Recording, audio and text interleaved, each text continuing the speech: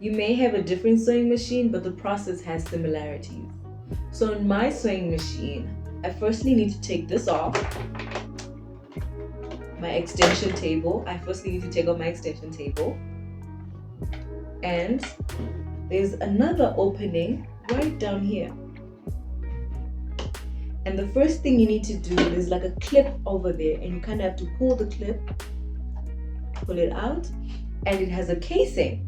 And in that casing, that's where you put your bobbin. And you're going to put it nice and easy, like so. You take the thread and put it in and pull it through till it goes like this. Right out here. Can you see? So just like that. Let me show you again.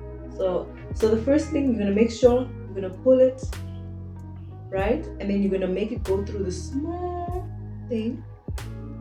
Small hook. Whoa. So you're going to pull it and you're going to make sure it goes through the small hook in over here, and you pull it down so that it comes through here.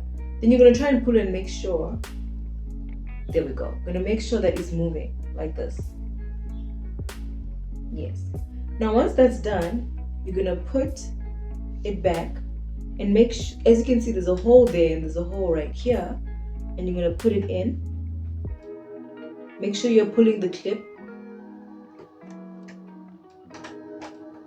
right? And you're going to make sure that the small handle goes right into that small hole, like that. You see? And then once that is done, you're going to close. And that's how you thread a bobbin. Very easy and simple.